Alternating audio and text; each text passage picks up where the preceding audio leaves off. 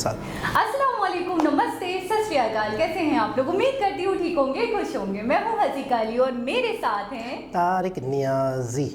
अस्सलाम वालेकुम, नमस्ते, सत श्री अकाल। उम्मीद करता हूँ ठीक होंगे, खुश होंगे। दोस्तों जहाँ रहें खुश रहें, माँ बाप का ख्याल करें क्योंकि माँ बाप हैं तो सब कुछ है। आज की हमारी वीडियो है history of Nalanda university. So start करते हैं अपनी वीडियो को। Let's start. ओके गाइस, तो वीडियो का टाइटल है history of Nalanda university, UNESCO world heritage site. ओ ये वो थी, सही हमने देखी भी थी ओके, स्टार्ट शायद। करते हैं अपनी वीडियो। आशा करता हूँ आप सब बहुत अच्छे होंगे। मेरा नाम है सिद्धांत अग्निहोत्री। स्टडी IQ में आपका बहुत बहुत स्वागत है। दोस्तों आज हम भारत का गौरवशाली इतिहास देखेंगे।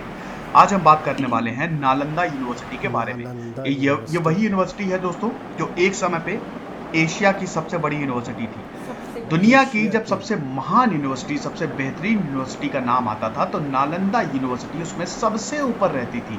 दुनिया भर के छात्र आते थे, यहाँ पे ज्ञान प्राप्त करते थे, स्टडी करते थे। हॉस्टल फैसिलिटी थी दोस्तों, लाइब्रेरी तो ऐसी कि क्या कहने, library multi storeyed library, multi storeyed building थी दोस्तों। इतनी सारी बुक्स थी और इतने सब्जेक्ट्स पढ़ाए जाते थे, इतिहास, पॉलिटिक्स, साइंस, साइकोलॉजी, आयुर्वेद, सब कुछ पढ़ाया जाता था दोस्तों। 2000 टीचर्स, 10,000 स्टूडेंट, बहुत ही भव्य यूनिवर्सिटी नालंदा यूनिवर्सिटी के बारे में आज हम लोग जानेंगे। इस यूनिवर्सिटी को एक पागल सन की राक्षस बख्तियार खिलजी ने जला दिया था। महीनों महीनों तक जली थी। 90 लाख बुक्स जल के खाक हो गई थी। सोचिए दोस्तों, मैं ये लेक्चर इसलिए ला रहा हूँ क्योंकि जब भी मैं स्टूडेंट से इंटरेक्ट करता हूँ, स्कॉलर्स, टीचर से बात करता हूँ, तो उनकी हमेशा एक कंप्लेन रहती है जो कि सही भी है कि इस समय भारत जो है वो क्वालिटी एजुकेशन को प्रोड्यूस करने में कामयाब नहीं हो पा रहा है। बिल्कुल सही है, क्योंकि इस समय जिस तरह से अगर आप देखें सरकारी कॉलेजेस या सरकारी स्कूल्स की जो हालत है वो किसी से छुपी नहीं है दोस्तों। टॉप 100 यूनिवर्सिटी, वर्ल्ड की जो टॉप 100 यूनिवर्सिटी जब भी लिस्ट आती है, भारत की उसमें एक भी यूनिवर्सिटी नहीं होती है। तो क्वालिटी एजुकेशन भारत इस समय प्रोवाइड नहीं कर पा रहा है और रिफॉर्म्स की जरूरत है। प्राइवेट कॉलेजेस जो है, प्राइवेट स्कूल जो हैं, वो मनमाने तरीके से फीस लेते हैं और कोई भी आवाज नहीं उठाता है। तो उनका ये कहना है कि शायद इतिहास भी ऐसे ही रहा होगा। ऐसा नहीं था, हमारा इतिहास बड़ा ही गौरवशाली रहा है। ऐसे ऐसे जबरदस्त इंस्टीट्यूशंस हुए हैं दोस्तों। भारत को अगर सोने की चिड़िया कहा जाता था तो वो क्यों कहा जाता था? क्योंकि भारत को बहुत ज्ञान था। Nalanda university second oldest university है भारत की। इससे पहले सबसे ओल्डेस्ट जो है वो तक्षशिला है। तक्षशिला हालांकि इस समय पाकिस्तान में है। विक्रमशिला यूनिवर्सिटी एक और यूनिवर्सिटी थी। तो दोस्तों भारत में बहुत जबरदस्त यूनिवर्सिटीज हुई हैं, बड़े गजब इंस्टीट्यूशंस हुए हैं। नालंदा यूनिवर्सिटी के बारे में आज हम जानेंगे। @reconnect मेरा फेसबुक पेज है, सिद्धांत अग्निहोत्री मेरी फेसबुक प्रोफाइल है। आप यहाँ पे मुझसे लेक्चर्स की PDF ले सकते हैं, साथ ही साथ सवाल भी पूछ सकते हैं। विंटर सेल चालू है, 60% ऑफ है हमारे सारे कोर्सेज में। आप इन नंबर्स पे कॉल करिए, वेबसाइट विजिट करिए। तो चलिए आगे बढ़ते हैं दोस्तों। अगर नालंदा की बात करें तो ये नालंदा जो शब्द है इसका मतलब होता है, नालन मतलब कमल प्लस दा, देने वाला। तो नालम दा यानी कि ज्ञान को देने वाला, क्योंकि कमल जो है लोटस वो ज्ञान का प्रतीक होता है। तो ज्ञान का भंडार थी ये नालंदा यूनिवर्सिटी। नालंदा इस समय बिहार में है। बिहार को पहले मगध बोला जाता था। आपको पता ही है दोस्तों कि पहले जो है भारत 16 महाजनपद में डिवाइड था। अब उसमें मगध जो था वो सबसे ताकतवर था। मगध की बात करें दोस्तों तो हर्यंका डायनेस्टी से लेके मौर्यंस, गुप्ता, इन सब ने मगध को बहुत ही ज्यादा इंपॉर्टेंस दी है। मौर्यंस ने तो चंद्रगुप्त मौर्य और चाणक्य ने मिलके मगध को तो सेंटर ऑफ एडमिनिस्ट्रेशन बना दिया था। कैपिटल पाटलियापुत्र, जिसको पटना बोला जाता है इस समय, पाटलियापुत्र कर दी थी। तो दोस्तों नालंदा जो है वो राजगीर के बगल में है। इस समय पहले राजगीर आता है, इस समय उसको राजगीर बोला जाता है। और पटना से 95 किलोमीटर दूर पे नालंदा स्थित है। दोस्तों नालंदा यूनिवर्सिटी के इस समय तो खाली अवशेष बचे हुए हैं। हालांकि अभी नया कैंपस बना है लेकिन वो इससे दूर बना है। नालंदा यूनिवर्सिटी इस समय खंडहर है और जैसा कि मैंने बताया इसको डिस्ट्रॉय कर दिया था बख्तियार खिलजी ने। वैसे इसको 3 बार डिस्ट्रॉय किया गया है और 2 बार रीबिल्ड किया गया है। दोस्तों अगर नालंदा यूनिवर्सिटी की बात करें तो कुमार गुप्त को श्रेय जाता है इस नालंदा यूनिवर्सिटी को बनाने का। मौर्यंस के बाद अगर कोई बहुत बड़ा एम्पायर आया था तो गुप्ता। दोस्तों मौर्यंस, गुप्ताज, इन सब पे मैंने लेक्चर्स किए हुए हैं, आप देख लीजिएगा। मौर्यंस और गुप्ता को मिला के 16 लेक्चर्स हैं मेरे, पूरी सीरीज आपको पता चल जाएगा। तो दोस्तों अगर इसकी बात करें तो कुमार गुप्त ने बनाया था। मौर्यंस के बाद सबसे जो महान डायनेस्टी आई थी, सबसे बड़ी जो डायनेस्टी आई थी वो थी गुप्ता एम्पायर। 319 से लेकर 590 तक थी। अब इसमें बहुत बड़े राजा आए थे कुमार गुप्त। इन्होंने एक्सपैंड तो नहीं किया, लेकिन इनके पास जितना एरिया था उसको बचाने में और उसका संरक्षण करने में बहुत अच्छे से कामयाब रहे। ग्लोरीफाई किया था इन्होंने, काफी चीजें बनाई थी, उसमें से एक थी नालंदा यूनिवर्सिटी। तो दोस्तों कुमार गुप्त का जो रेन था वो 415 से लेकर 455 तक था और उसी टाइम इन्होंने नालंदा यूनिवर्सिटी को बनाया था। और उसके बाद फिर हर्षवर्धन आए। जैसा कि मैंने बताया ना दोस्तों कि इस नालंदा यूनिवर्सिटी को 3 बार बर्बाद किया जा चुका है और 2 बार इसको रिबिल्ड किया गया है। सबसे पहली बार जब इसको बर्बाद किया था तो हुनों ने किया था, उसके बाद फिर स्कंद गुप्त ने इसको वापस रिस्टोर किया था। स्कंद गुप्त भी गुप्ता एम्पायर के ही राजा थे। उसके बाद दूसरी बार इसको डिस्ट्रॉय किया था गौड़ों ने, ठीक है।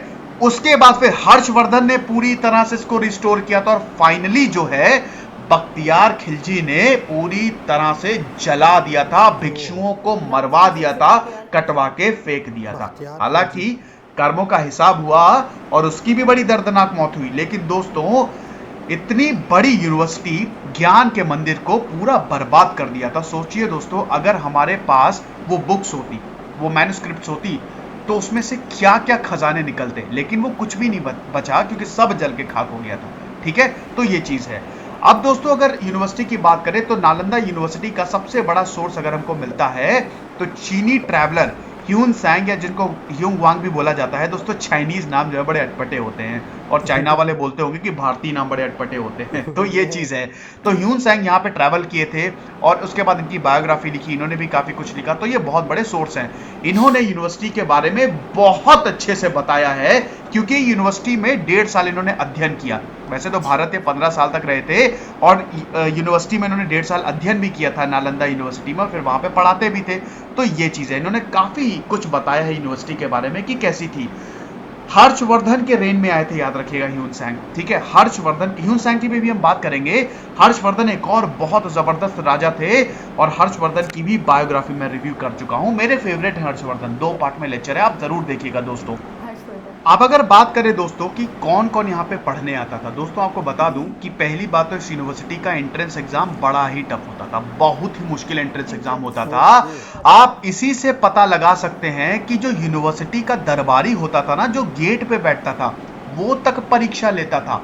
आपको संस्कृत में पूरी तरह से निपुण होना चाहिए, आपको संस्कृत का ज्ञान होना चाहिए, बुद्धिज्म का ज्ञान होना चाहिए, क्योंकि दोस्तों नालंदा यूनिवर्सिटी में बौद्ध भिक्षु बहुत रहते थे। भैया चंद्रगुप्त मौर्य बुद्धिज्म में पूरी तरह कन्वर्ट हो गए थे। उसके बाद जब हर्षवर्धन ने वापस रिस्टोर किया यूनिवर्सिटी को, तो हर्षवर्धन तो पूरी तरह से बुद्धिज्म की तरफ डिवोटेड थे। हालांकि वो बुद्धिज्म में कन्वर्ट नहीं हुए थे, लेकिन डिवोटेड थे, ठीक है। तो हर्षवर्धन ने बहुत ज्यादा फंड किया इस यूनिवर्सिटी को, ठीक है। विलेजेस से बोला कि आप मदद करिए, फंडिंग होती थी, क्योंकि बता दूं दोस्तों कि इस यूनिवर्सिटी में एक बार अगर आपका एडमिशन हो गया तो आपको फीस नहीं देनी होती थी। कॉमन मेस थी, खाने का कोई खर्चा नहीं होता था, हॉस्टल था, हॉस्टल का किराया नहीं देना होता था। तो पूरी तरह से ये फ्री यूनिवर्सिटी थी। अब भैया फ्री यूनिवर्सिटी कैसे चलेगी? तो हर्षवर्धन बहुत फंडिंग करते थे, वहां पे जितने भी राजा थे वो बहुत इस यूनिवर्सिटी को फंड करते थे। तो ये यूनिवर्सिटी का एंट्रेंस एग्जाम बहुत टफ होता था और आसान नहीं होता था। दरबारी भैया इतने सवाल दाग देता था कि आधे से ज्यादा बच्चे वहीं एलिमिनेट हो जाते थे। और दोस्तों बताता हूं एक चीज, यहां पे पता है कहां कहां से लोग आते थे पढ़ने, कहां कहां से छात्र आते थे पढ़ने, जरा देखिएगा, ध्यान दीजिएगा। Japan, Persia, Tibet, Iran, Indonesia, China, Mongol, etcetera etcetera, इतनी जगह से लोग पढ़ने आते थे। कितनी बड़ी यूनिवर्सिटी रही होगी। डेमोक्रेटिक इंस्टीट्यूशन था दोस्तों कि अगर किसी का भी मान लीजिए कोई भी फैसला करना है तो वो सबकी सहमति से होता था, क्योंकि दोस्तों इस यूनिवर्सिटी में 10,000 स्टूडेंट्स पढ़ते थे और 2,000 टीचर्स थे। तो इन 2,000 टीचर्स की राय ली जाती थी, बुद्धिस्ट भिक्षुओं की राय ली जाती थी, उसके बाद कोई भी डिसीजन को इंप्लीमेंट किया जाता था। अब लाइब्रेरी की बात करते हैं दोस्तों ऐसा बहुत कम होता है कि लाइब्रेरी मल्टी स्टोरीड होती है, बहुत जगह होती है लेकिन कम है। जितनी बड़ी लाइब्रेरी उतनी ज्यादा बुक्स। नालंदा यूनिवर्सिटी की लाइब्रेरी जो थी वो 4 में थी, 4 में डिवाइडेड थी, ठीक है। 4 लाइब्रेरी थी। सबसे पहले थी धर्मगुंज, उसके बाद रत्नासागर, फिर रत्नोदधि और उसके बाद फिर रत्नरंजक। दोस्तों ये 4 लाइब्रेरी और ये मल्टी स्टोरी थी। जैसा कि मैंने बताया ना, जितनी ज्यादा लाइब्रेरी उतनी ज्यादा बुक्स। आपको पता है यहाँ पे कौन कौन से सब्जेक्ट्स पढ़ाए जाते थे, जरा गौर करिएगा, ठीक है। वेदों की तो शिक्षा दी जाती थी, फिर लिटरेचर पढ़ाया जाता था, ग्रामर पढ़ाया जाता था, एस्ट्रोलॉजी पढ़ाई जाती थी, एस्ट्रोनॉमी पढ़ाई जाती थी, साइंस पढ़ाई जाती थी, साइकोलॉजी पढ़ाई जाती थी, साइंस लॉ पढ़ाया जाता था, वॉरफेयर पढ़ाया जाता था, इतिहास पढ़ाया जाता था मतलब हिस्ट्री, इकोनॉमिक्स पढ़ाई जाती थी, लिंग्विस्टिक पढ़ाई जाती थी, आर्किटेक्चर पढ़ाया जाता था, मेडिसिन और आयुर्वेद पढ़ाया जाता था। दोस्तों ऐसा कोई सब्जेक्ट है, और ये सब आज से 1500 साल पहले की बात है, तो ऐसा कोई सब्जेक्ट है जो छूटा हो? हर चीज की पढ़ाई होती थी दोस्तों यहाँ पे। कितना ज्यादा ज्ञान होगा दोस्तों, कितना। और इसी जलन के कारण ही तो बख्तियार खिलजी ने जला दी थी यूनिवर्सिटी कि भैया ये एक ऐसा इंस्टीट्यूशन है कि अगर ये रह गए तो कमाल कर देगा। दोस्तों सोचिए कि कितना कुछ होगा इस यूनिवर्सिटी में, जो बुक्स होंगी, जो स्क्रिप्ट्स होंगी, वो क्या क्या बता देती, वो कितने इन्वेंशंस हो सकते थे, कितनी बीमारियों का इलाज हो सकता था, लेकिन वो सब जल गई। तो ये चीज है लाइब्रेरी। जैसा कि मैंने बताया कि यहाँ पे सब कुछ पढ़ाया जाता था, लेकिन दोस्तों यहाँ पे जो मेन टीचिंग का वो रहता था कि क्या कहते हैं कि जो एम रहता था, सबसे ज्यादा अगर किसी भी एक पर्टिकुलर चीज पे डिवोट होते थे यहाँ के स्टूडेंट, तो वो थे बुद्धिज्म बहुत ज्यादा पढ़ाया जाता था। और यहाँ पे जो टीचर्स थे वो भी मैक्सिमम जो थे वो बुद्धिस्ट थे, मतलब उसको एडवोकेट करते थे। तो क्योंकि बुद्धिज्म उस समय बहुत ज्यादा फ्लरिशिंग था, ठीक है। ह्यून सांग भी जो भारत आया था तो वो बुद्धिज्म को ही समझने आया था। तो यहाँ पे महायान और हीनयान सारे वैसे सब्जेक्ट्स पढ़ाए जाते थे, लेकिन महायान और हीनायान, क्योंकि दोस्तों बुद्धिज्म में 2 सेक्ट होते हैं, आपको पता ही है, एक हीनयान और एक महायान।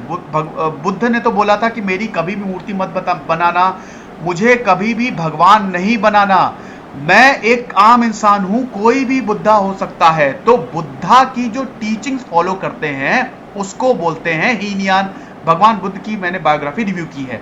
और जो बुद्धा की मूर्ति बना देते हैं, ठीक है, मूर्ति की पूजा करते हैं, उसको कहते हैं महायान, ठीक है। अब दोस्तों महायान, इसका जो जन्म हुआ था वो किंग कनिष्क के रेन में हुआ था। किंग कनिष्क की भी बायोग्राफी मैंने रिव्यू की हुई है, ठीक है। 4th बुद्धिस्ट काउंसिल हुई थी, वहीं पे हीनयान को काउंटर करने के लिए महायान बनाया गया था कि ऐसा है कि मूर्ति पूजन करते हैं, इससे जो हमारा रिलीजन है वो और ज्यादा स्प्रेड हो जाएगा। तो वहां से फिर ढेर सारे स्कूल्स भी आए, ठीक है। मूर्ति बनाने के लिए आप मतलब मूर्ति पूजन के लिए आपको मूर्ति बनाने भी पड़ेगी, तो बहुत सारे school of art, Mathura school of art, Gandhara school of art, वो सब भी डेवलप हुए। तो महायान और हीनायान जो है वो बहुत ही इंपॉर्टेंट है और इस यूनिवर्सिटी में अच्छे से पढ़ाए जाते थे। साथ ही साथ वेद, ग्रामर, इन सब की भी जो शिक्षा है वो दी जाती थी। अब देख लीजिए कि कितने सारे महान लोग इस यूनिवर्सिटी से, इस इंस्टीट्यूशन से कनेक्टेड रहे। ये सारे हिस्टोरिकल फिगर्स हैं जो यहाँ पे थे। वैसे तो मैक्सिमम जो आप देख रहे हैं वो सब के सब बुद्धिस्ट स्कॉलर थे, ठीक है। आर्यभट्ट यहाँ पे थे, आर्यभट्ट की बायोग्राफी का मैं ऑलरेडी रिव्यू कर चुका हूँ दोस्तों। वैसे तो सब कुछ भारत से निकला है, साइंस भारत से निकला है, मैथ्स भारत से निकला है। यहाँ पे फिर अरब आए, अरब यहाँ से पढ़ के सब कुछ ले गए। हालांकि अरब जो थे उनकी कोई ऐसी मंशा खराब नहीं आई एम सॉरी, मंशा खराब नहीं रही होगी, लेकिन सारा ज्ञान वो समेट के ले गए और उसके बाद इसी ज्ञान को उन्होंने यूरोपियंस को दिया और बाद में यूरोपियंस हम ही को आके पढ़ा रहे हैं कि तुम्हारा कुछ नहीं है, सब हमने इन्वेंट किया है। दोस्तों असली में सब कुछ भारत से निकला है। हिंदुइज्म के लेक्चर में मैंने क्या बताया था आपको याद है? वेदों में पुराने समय में, पुराने जमाने में, वेदों वैसे तो डिवाइन रिलेवेशन है सीधा ब्रह्मा का। तो वेदों में क्या बोला गया है कि इलेक्ट्रॉन, प्रोटॉन, न्यूट्रॉन कौन है? ब्रह्मा, विष्णु, महेश। क्योंकि इलेक्ट्रॉन, प्रोटॉन, न्यूट्रॉन ये तो मॉडर्न साइंटिस्ट ने नाम दिया है ना। पहले के जमाने में इलेक्ट्रॉन, प्रोटॉन, न्यूट्रॉन और एनर्जी फील्ड को ब्रह्मा, विष्णु, महेश, शक्ति के नाम से बोला जाता था। ये पूरा मैंने हिंदुइज्म में कवर किया है, ठीक है। तो आर्यभट्ट यहां से कनेक्टेड थे, उसके बाद आर्यदेव, नागार्जुन, बहुत सारे ये जितने भी है ना, ये सब दोस्तों बुद्धिस्ट स्कॉलर हैं, ठीक है। ये भी आप ध्यान रखिएगा। उसके बाद सबसे इंपॉर्टेंट है जिंगवांग यानी कि ह्यून सांग। दोस्तों ह्यून सांग की बात करें तो चलिए इनकी बात करते हैं। 602 ईस्वी में इनका जन्म हुआ था, ठीक है, एडी, ठीक है। 602 एडी यानी कि कॉमन एरा में इनका जन्म हुआ था। 4 भाइयों में सबसे छोटे थे ये। चाइना से बहुत मतलब चाइना के थे ये, और बहुत जल्द इनको एहसास हो गया था कि मुझे जो है वो बुद्धिज्म समझना है। अब अगर बुद्धिज्म को समझना है तो चलो भारत, जहां से बुद्धिज्म निकला है वहीं पे ही चलेंगे। तो ये फिर अफगानिस्तान के रास्ते होते हुए भारत आए। भारत में एंट्री किए उस समय हर्षवर्धन का रेन था। हर्षवर्धन का राज चल रहा था दोस्तों। हर्षवर्धन की जैसा कि मैंने बताया कि बायोग्राफी का रिव्यू किया हुआ है, 2 पार्ट में लेक्चर है। तो हर्षवर्धन का राज चल रहा था, मिलने तो उनसे चाहते थे लेकिन हर्षवर्धन थे नहीं, वो किसी एक्सपेडिशन पे गए हुए थे। तो उसके बाद वो और आगे चले गए, आसाम की तरफ चले गए।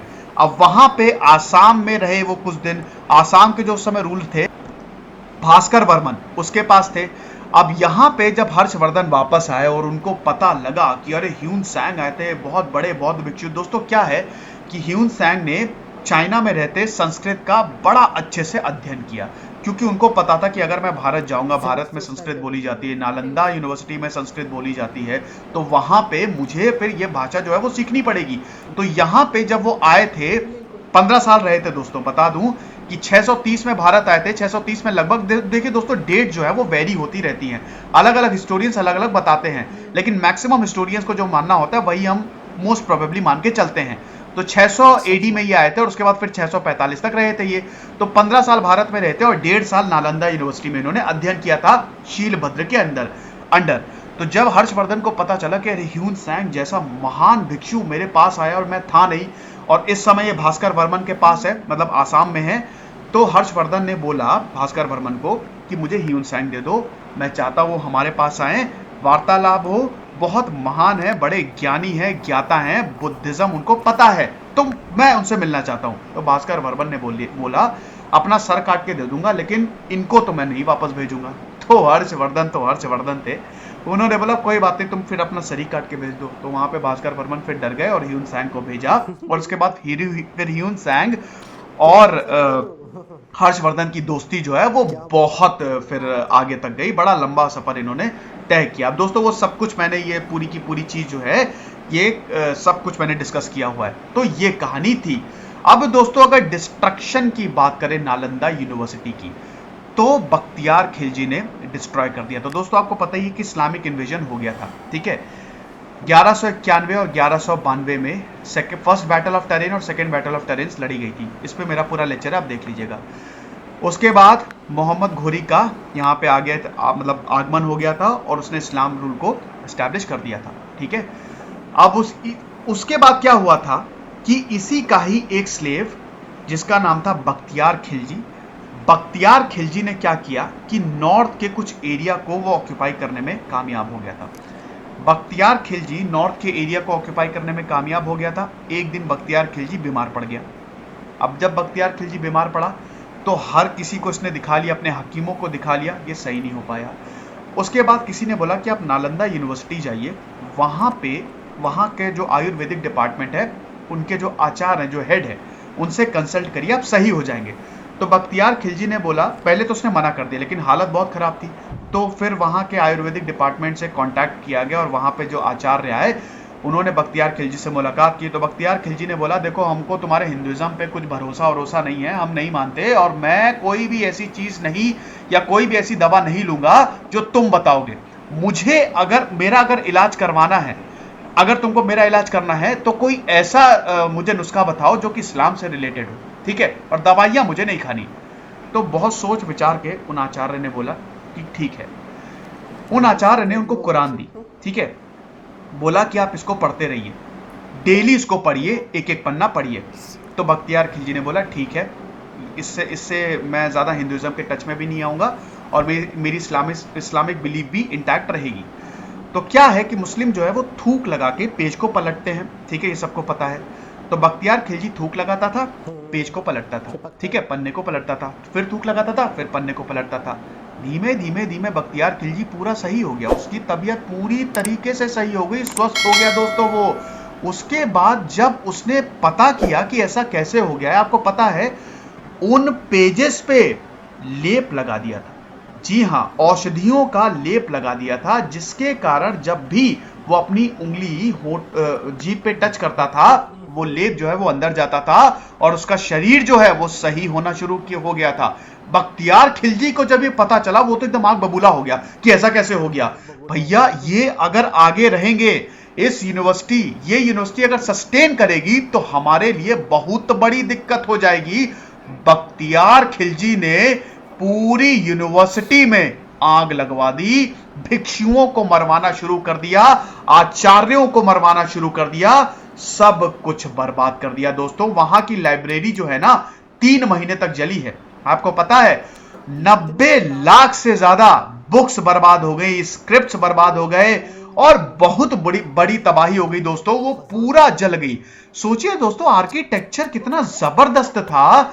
आपको पता है कि दीवारों में सीमेंट से नहीं बनी होती थी दीवारें, बेल का शरबत और उसमें गन्ने का और उसमें मूंग की दाल, ये सब मिला के दीवारों को खड़ा किया जाता था। इसीलिए तो आज तक वो दीवारें खड़ी हुई हैं, हमारे जो एंशिएंट आर्किटेक्चर्स हैं। ठीक है, तो पूरी तरह से जला दिया। और सोचिए लाइब्रेरी इतनी बड़ी थी कि 3 महीने तक लगे, 6 महीने तक पूरी यूनिवर्सिटी जली, तबाही मचा दी और बख्तियार खिलजी खुश। लेकिन हम लोग के लिए ये बहुत बड़ा नुकसान था। हालांकि बख्तियार खिलजी को बाद में मार ही दिया गया, अधमरा कर दिया था और उसके बाद फिर मार ही दिया गया, इसको हत्या कर दी गई थी। लेकिन जो इसने किया ये बहुत ही खराब था। इतने बड़े ज्ञान के भंडार को इसने खत्म कर दिया। तो ये कहानी थी बख्तियार खिलजी। अब दोस्तों ये सब लिखा हुआ है, ये ऐसे ही नहीं है। ये सब जो तबाकते नसीरी, ये जो बुक है मेना सिराज ने लिखी है, उसमें सब कुछ ये लिखा गया है। ये पूरी जो इंडिया में इस्लामिक कंक्वेस्ट हुआ था उसकी स्टोरी जो है, उसकी कहानी जो है वो लिखी गई है। तो ये नालंदा यूनिवर्सिटी की कहानी थी। अब दोस्तों अगर न्यू कैंपस की बात करें तो 1951 से ही ये बोला जा रहा है कि इस यूनिवर्सिटी को वापस रिवाइव करते हैं। फिर उसके बाद एपीजे अब्दुल कलाम ने ये बात आगे बढ़ाई तो 2006 में इसको एक यूनिवर्सिटी का खिताब मिला और फाइनली 2014 में ये यूनिवर्सिटी, ये जो कैंपस है ये ओपन हुआ। आप भी अप्लाई कर सकते हैं, पढ़ सकते हैं। वैसे तो अभी कोर्सेज थोड़े कम है, अभी खाली आर्ट्स पढ़ाया जाता है, लेकिन धीमे धीमे डेफिनेटली इसको बढ़ाएंगे। और काफी भारत सरकार भी फंड कर रही है और काफी और देश भी फंड कर रहे हैं। भैया भारत का इतना बड़ा इतिहास है दोस्तों, तो ये फिर ऐसे तो नहीं होगा। और एक चीज और बता दूं, ये जो नया कैंपस है ये ओरिजिनल नालंदा यूनिवर्सिटी नहीं है। ओरिजिनल तो खंडहर है, ठीक है, ओरिजिनल नहीं है। उससे थोड़ा दूर पे ये नया कैंपस जो है पूरा बनाया गया है। अब देख लीजिए ये शाम का वक्त है और ये ह्यून सैंग की ये मेमोरियल है। ठीक है, देख लीजिए पूरा का पूरा ये नए कैंपस में ही है। और उसके बाद फिर ये म्यूजियम है जो अब वैसे तो पिक्चर्स आप देख लीजिएगा, नेट में भी अवेलेबल है, लेकिन बड़ी सुंदर यूनिवर्सिटी जो नया कैंपस है वो बड़ा खूबसूरत है। तो आई होप ये लेक्चर आपको पसंद आएगा, इसको जरूर शेयर कीजिए भैया। हमारा गौरवशाली इतिहास है। तब तक खुश रहिए, पढ़ते रहिए। This is Siddhant Agnihotri signing off and share जरूर करिएगा। Thank you so much. जी जनाब। अच्छा, नालंदा ऐसा मैं यूनिवर्सिटी। कहूँगी ऐसा नुकसान या ऐसी तबाही जिसका कोई कफारा नहीं है, जिसका कोई नेमो बदल ही नहीं है। यानी बिल्कुल, कि यकीन इसका करें, अगर कोई अब जाकर अफसोस भी करे तो बेकार है उसका अफसोस। बेकार है बिल्कुल। अच्छा मैं सोच रही कोई बहुत बड़ा, मतलब कोई बहुत बड़ी जंग हुई होगी, कोई बहुत बड़ा युद्ध हुआ होगा जिसके अंदर ये तबाह बर्बाद हो गई, इस तरीके से डिस्ट्रॉय हो गई। इतनी मामूली सी बात पर शर्तें आपने खुद ही रखी कि मुझे नहीं चाहिए, मेरे मजहब से रिलेटेड ही आप कोई मुझे उपाय बताओ या कोई मेडिसिन दो या कोई नुस्खा बताओ। अब जब उन्होंने आपकी जान बचाने के लिए, मेडिसिन भी नहीं खाऊंगा, नहीं मजहब से रिलेटेड ही हो, मजहब से रिलेटेड हो, आपके हाथ का नहीं खाऊंगा या आपका मेडिसिन नहीं खाऊंगा, हाँ नहीं खाऊंगा। तो जब उन्होंने आपकी जान बचाने के लिए, जाहिर सी बात है कि प्रेशर में आ गए होंगे वो लोग, तो जब उन्होंने आपकी जान बचाने के लिए एक ट्रिक अपनाई और वो भी आपको आपके तरीके से ही ट्रीट किया, तो इसमें क्या बुराई थी? आपकी जान बची, आप सेहतमंद हो गए। अच्छा बात वो मसला नहीं था, मसला ये था कि वो उस यूनिवर्सिटी के जो लेवल था ना, हाँ, उससे खौफजदा हो गए कि तो ये अगर सस्टेन करती है या आगे तक चलती है या इसकी बका बहुत ज्यादा, अच्छा, ऐसा ना हो कि हमारे लिए हार्मफुल हो। इतनी किताबें, लाखों बुक्स, अच्छा, 3 महीने तक जल रही थी सिर्फ वो। अच्छा मैं सोचता हूँ या अच्छा आग लगाई गई थी या आग लगी हुई थी, कुछ तो ऐसे लोग होंगे जिन्होंने किताबें निकाली होंगी, कुछ ऐसी किताबें होंगी जो मेरे ख्याल में शायद उस टाइम पे बच गई हों। मुझे ऐसा लगता है कि जब एक चीज़ जल रही है, लोगों ने रख ली हो अपने पास, है ना, हाँ, मतलब अभी भी बाज़ दफ़ा ऐसी नायाब किताबें लोगों के पास होती हैं, मिलती हैं कि सदियों पुरानी हैं, लेकिन एक तरह से 1000 साल पुरानी, लेकिन 1500 साल, हाँ, लेकिन इसका मतलब ये है कि इतना बड़ा ख़जाना था। और वही वाली बात है कि एशिया को, अच्छा मैंने अक्सर ये चीज़ सुनी है कि तालीम, तहज़ीब, तमद्दुन, कल्चर, ये सब हमारे यहाँ उस टाइम से है जब लोगों के पास पहनने को कपड़े नहीं होते थे, जब लोगों को खाने का तरीका नहीं था कि पका के कैसे खाते हैं। पूरी दुनिया जंगल था, कोई भी इंसानियत, माँ बाप, बहन भाई, कोई मतलब तहजीब नहीं थी, कोई यार ये मेरे वालिद हैं, ये मेरी बहन है या ये है, मतलब एक होता है ना कि अखलाकियात मतलब होती है। इंसानियत से भी मानूस नहीं था वो। मैं कहता हूँ बिल्कुल कुछ भी नहीं पता था, कुछ भी नहीं पता था। इंसान को पता था कि बस मैं हूँ, जानवर की तरह लाइफ होती थी, खाना खाता था, सोता था, जागता था, खाना खाता था, जंगलों में शिकार करता था। ये जो यूरोपियन कंट्रीज़ आज हम देखते हैं, ये कुछ भी नहीं थे। ये कुछ भी, और ये मुझे लगता है ये मतलब हम, मैंने तो कहीं बहुत सारी जगहों पे ये पढ़ा भी है, ये हमारी ही बुक्स लेकर गए हैं, हमारा ही इल्म लेकर गए हैं। ऐसा ही है, बिल्कुल ठीक है ऐसा ना? ही और है। अब हम उनके मोहताज हैं, हम उनसे सीखते हैं या हम उनसे नॉलेज ले रहे होते हैं, लेकिन वो नॉलेज बेसिकली हमारी ही है। बिल्कुल ऐसा ही है। एशिया से ही वो ये सब लेकर गए हैं। और ये हम में इतना कॉम्प्लेक्स हो गया है इंग्लिश को लेके या अपनी तालीम को लेके, अपनी तहज़ीब को लेके, कि शायद हमारे पास तो इल्म था ही नहीं और इन्हें ज़्यादा पता है। एशिया ने इनको सिखाया है सब कुछ, एशिया ने इनको तमीज़ दी, एशिया ने इनको तरीक़ेकार बताया। अच्छा, उस इल्म को मैं एक बात बताता हूँ, ठीक है वो यहाँ से लेके गए, लेकिन उन्होंने उस इल्म से फ़ायदा उठाया, उस पर अमल किया। हमारे पास बुक्स की तरह हैं। आपको पता है गीता हो या कुरान हो, ये बाकायदा अंग्रेज़ अब तक कर रहे हैं वो, बाकायदा इससे इलाज ढूंढते हैं ये लोग। लेकिन वो उस मज़हब अपनी जगह पे है, लेकिन अगर कोई ऐसी किताबें होती हैं जो पुराने दौर की होती हैं, या कुरान पाक है या गीता है, या वो बाकायदा उन चीज़ों से भी देखते हैं कि हम किस तरह से अपनी ज़िंदगी में इनको अप्लाई करके अपनी ज़िंदगी को बेहतर बना सकते हैं, अमल पेरा कर सकते हैं। एक चीज़ और मैंने देखी, इलेक्ट्रॉन, प्रोटॉन, न्यूट्रॉन्स के बारे में 1500 साल पहले ही बता दिया गया था, और पता था, और उसका इल्म था। नाम कुछ और होंगे, बिल्कुल नाम तो उन्होंने अपने हिसाब से रखे, वैसे बात है वो अंग्रेज हैं, उन्होंने अपने अंग्रेज़ों के हिसाब से इलेक्ट्रॉन, प्रोटॉन, न्यूट्रॉन्स रख लिए, लेकिन उसका पहले से बता दिया गया था, उसका इल्म दे दिया गया था। और आजकल का जो दौर है, सबसे बेशकीमत चीज़ क्या है? नॉलेज, इल्म। बिल्कुल ठीक है ना? जिसके पास इल्म है, समझे उसके पास सब कुछ है। तो इसका मतलब ये है कि मतलब हम तो वैसे भी सुनते भी थे कि असल इल्म यही था। अच्छा, सबसे इससे भी ज़्यादा पुरानी यूनिवर्सिटी बताएं, इससे भी ज़्यादा पुरानी यूनिवर्सिटी पाकिस्तान में खंडर बने पड़े हैं, टेक्सला यूनिवर्सिटी। इतनी पुरानी यूनिवर्सिटी, इंसान की इब्तदाई यूनिवर्सिटी, यानी कि जब इंसान की इब्तदा थी, वो भी एशिया में शामिल है, वो भी इंडिया का, पाकिस्तान का, बड़े सगीर का हिस्सा है, लेकिन पार्टीशन के बाद वो पाकिस्तान के हिस्से में आया। वो भी खंडर है। जिस तरह मोहनजोदड़ो का हाल है, उसी तरह टेक्सला। अच्छा, ये दोनों एक जैसी वो थी नहीं, ये एक ही वक्त की पुरानी ये सिविलाइजेशन थी। टेक्सला भी और मोहनजोदड़ो भी, और मोहनजोदड़ो और टेक्सला दोनों ही इत्तफाक है कि पाकिस्तान वाले एरिया में आ गई है, लेकिन यहाँ पे कोई कदर नहीं, कोई उसका वो नहीं। दुनिया की, इसका मतलब है सबसे पहली यूनिवर्सिटी टेक्सला 1951 आई थिंक का है, उसमें मतलब बातचीत शुरू हो गई थी कि शुरुआत नया किया जाए। फिर 2004 में APJ अब्दुल कलाम ने कहा, और उसके बाद फाइनली 2014 में बनी। ठीक है, तो मैं ईयर्स देख रही थी कि मतलब होते 2014 में मॉडर्न नालंदा यूनिवर्सिटी के नाम से इसे बनाया गया। तो मैं ये सोच रही हूँ कि चले, उन्होंने फिर भी नामुल बदल के तौर पर, मतलब एक याद के तौर पे, एक कैंपस तो बनाया, एक रिस्पेक्ट। यहाँ पे तो मैंने टेक्सला का नाम भी नहीं सुना। टेक्सला का नाम तो है, टेक्सला यूनिवर्सिटी का भी सुना है, लेकिन टेक्सला यूनिवर्सिटी न्यू बनी है ये हमें कंफर्म नहीं है। नहीं, मैंने नहीं सुना है। कराची यूनिवर्सिटी, इकरा यूनिवर्सिटी, हो सकता है कि वहाँ पर हो टेक्सला यूनिवर्सिटी, किसी यूनिवर्सिटी को नाम दे दिया गया हो, लेकिन ये हम इस बारे में श्योर नहीं है। लेकिन बहरहाल ये है कि इतनी पुरानी, इतनी तहजीब, इतनी चीज़ें, अफसोस हो रहा है ज़ाया होने का, और एक ज़रा सी अनापरस्ती की वजह से। बहुत ही इन्फॉर्मेटिव वीडियो थी, बहुत ही इसके अंदर इन्फॉर्मेशन थी। दोबारा किसी और वीडियो के साथ आपसे मुलाकात होगी, जब तक के लिए अल्लाह हाफिज़।